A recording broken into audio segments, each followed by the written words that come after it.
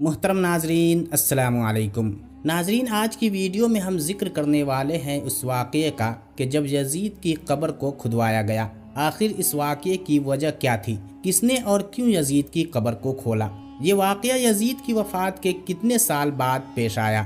ناظرین، یزید نے اپنی زندگی میں ہی اپنے بیٹے معاویہ کو اپنا جانشین مقرر کر دیا تھا۔ ناظرین، یزید کے 12 بیٹے اور 5 بیٹیاں تھیں، لیکن اس کو اپنے بیٹے معاویہ سے بے انتہا پیار تھا۔ اس کی تعلیم و تربیت بھی شہزادوں کی طرح ہی کی گئی۔ یزید چاہتا تھا کہ اس کا یہ بیٹا اس کا حقیقی جانشین بنے۔ یزید نے حکومت سنبھالتے ہی اپنے 2 بیٹوں خالد اور معاویہ کو اس وقت کے بہترین استاد عمر المقصوص کے مکتب میں 3 سال کے لیے بھیج دیا۔ شیخ عمر المقصوص بھی جانتے تھے کہ یزید کا جانشین معاویہ ہے، اس لیے انہوں نے اس کی تربیت پر خوب محنت کی۔ 61 ہجری میں جب واقعہ کربلا پیش آیا تو شیخ المقصوص کو بہت تکلیف پہنچی۔ چونکہ آپ کا دل محبت اہل بیت سے تڑپتا تھا، اس لیے آپ نے یزید کے ان دونوں بیٹوں کو عظمت اہل بیت سے خوب روشناس کروایا۔ ایک طرف کربلا کا واقعہ پیش آیا اور جگہ جگہ یزید کے خلاف بغاوت اٹھنے لگی، دوسری طرف معاویہ جو یزید کا جانشین تھا اس کی تربیت ایک سچے عاشق رسول کر رہے تھے۔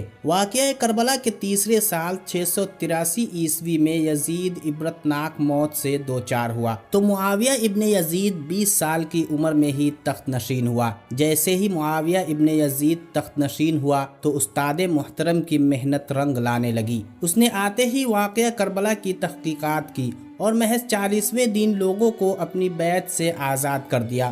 بعض روایات میں معاویہ ابن یزید نے 3 ماہ تک حکومت کی۔ 20 سال کی عمر جوانی کا ایسا دور ہے کہ جب انسانی خواہشات کی منہ زوری عروج پر ہوتی ہے۔ یزید کا جانشین ہونا اور پوری اسلامی مملکت پر حکمرانی کرنا اپنی تمام جائز و ناجائز خواہشات کو پورا کرنے کے لیے بہترین موقع تھا، لیکن معاویہ بن یزید نے تخت پر بیٹھتے ہی واقعہ کربلا کی تحقیقات شروع کر دی۔ جب اس نے دیکھا کہ میرے باپ نے اسلام اور مسلمانوں کو کس قدر عظیم نقصان پہنچایا ہے تو اس نے محسوس کیا کہ وہ ایک دوراہے پر کھڑا ہے کہ حکومت کی باغ ڈور سنبھالے رہے اور ظلم و ستم اور عیش و عشرت کا بازار گرم رکھے، یا تخت و تاج کو چھوڑ دے اور اپنے آپ کو ان ہولناک گناہوں اور ان کے دردناک عذاب سے دور رکھے۔ بالآخر اس نے فیصلہ کر ہی لیا کہ اس کا فیصلہ ان سچی تعلیمات اور اس ایمان کے طفیل ہی ممکن ہوا جو اس کے رگ و روپ میں شامل ہو چکا تھا۔ اس نے ایک عزم راسخ کے ساتھ حکومت کے عہدیداروں اور عوام کو مسجد میں جمع کیا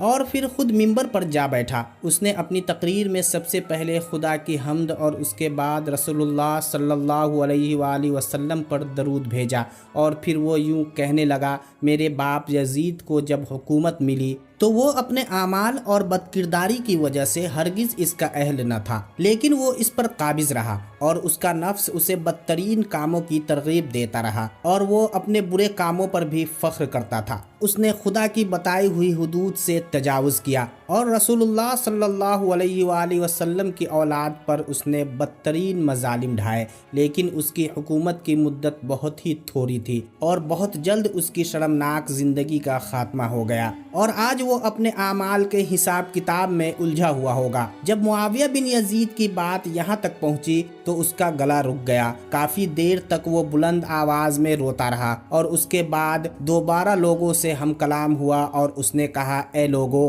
میں تمہارے گناہوں کا بوجھ اپنے کندھوں پر نہیں اٹھا سکتا اور نہ تمہاری دوستی کا طوق اپنے گلے میں ڈالوں گا۔ میری خواہش تو یہ ہے کہ حکومت شہزادہ حسین امام حضرت زین العابدین کے حوالے کر دی جائے، یا وہ حکومت کرے جس کا تم انتخاب کرو۔ میں اپنی بیعت سے تم لوگوں پر سے ہاتھ اٹھاتا ہوں اور اس خلافت کو ٹھکراتا ہوں۔ معاویہ بن یزید کے ان جملوں نے محفل میں ایک طوفان برپا کر دیا۔ پھر معاویہ بن یزید منبر سے اتر آیا۔ اس کی ماں اور دیگر عزیز و اقارب آئے تو دیکھا کہ روئے جا رہا ہے، تو اس کی ماں نے کہا، کاش تم حیض کا چتھرا ہی ہوتے اور میں تمہاری خبر نہ سنتی۔ اس نے کہا، خدا کی قسم میں بھی یہی چاہتا ہوں، اگر میرے خدا نے مجھے معاف نہ کیا تو میرے لیے برا ہو۔ اس کے بعد بنو امیہ نے اموی شہزادے مروان بن حکم کے ہاتھ پر بیعت کر لی اور اسے تخت پر بٹھا دیا۔ مروان نے اپنا دارالحکومت مستقل طور پر دمشق منتقل کر دیا۔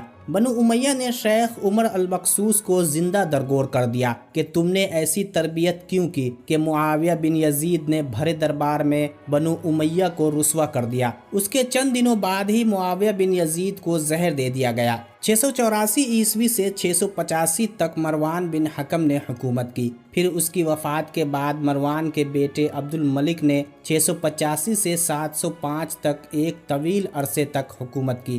پھر 705 عیسوی سے 715 تک عبد الملک کے بیٹے ولید نے حکومت کی۔ اس کے دور میں سندھ، اندلس اور دیگر بہت سی ریاستیں فتح ہوئی۔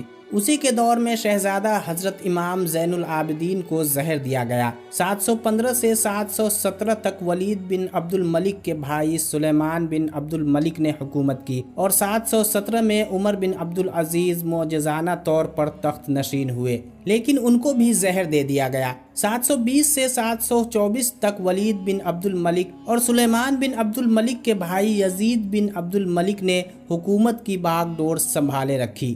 اس کے بعد ہشام بن عبد الملک، ولید بن یزید، یزید بن ولید، ابراہیم بن ولید اور مروان بن محمد نے بالترتیب حکومت کی اور 750 عیسوی میں بنو امیہ کی حکومت کا تخت بنو عباس نے الٹ دیا۔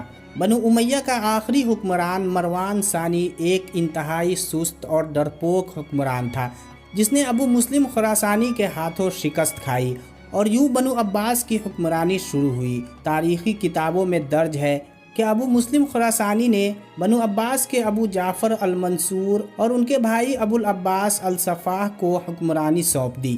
اس طرح بنو عباس کے پہلے حکمران ابو العباس نے آتے ہی بنو امیہ کا نام و نشان مٹانے کی قسم کھائی۔ بہت سے لوگوں کو قتل کر دیا گیا اور کربلا کے واقعے میں ملوث تمام کرداروں کی قبریں تک کھود دی گئی۔ اسی طرح بنو عباس کے حکمران ابو العباس الصفا نے یزید کی قبر کو بھی کھدوایا، اور یہ کام اس نے اپنی نگرانی میں کروایا۔ وہ چاہتا تھا کہ یزید کو قبر سے نکالے اور اس کی لاش کو سولی پر لٹکائے۔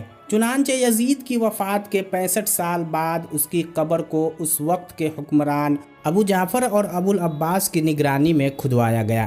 لیکن جب قبر کو کھولا گیا تو سب یہ دیکھ کر حیران رہ گئے کہ اس میں لکڑیوں کی راکھ، بدصورت کتے اور ایک اژدہے کے سوا کچھ نہ تھا۔ اللہ اکبر۔ اللہ پاک سے دعا ہے کہ اللہ پاک ہمیں نیک اعمال کرنے اور گناہوں سے بچنے کی توفیق عطا فرمائے۔ ہم نبی پاک صلی اللہ علیہ وسلم اور ان کی آل سے سچی محبت کریں، اور اے اللہ پاک ہمارا حشر بروز قیامت ہمارے پیارے نبی حضور نبی کریم صلی اللہ علیہ وآلہ وسلم اور ان کی پاک آل کے ساتھ کرنا۔ ہمیں تا حیات بغض اہل بیت سے پاک رکھنا۔ اے اللہ پاک ہماری دعائیں قبول فرما لے۔ کمنٹ باکس میں آمین لکھنا مت بھولیے گا۔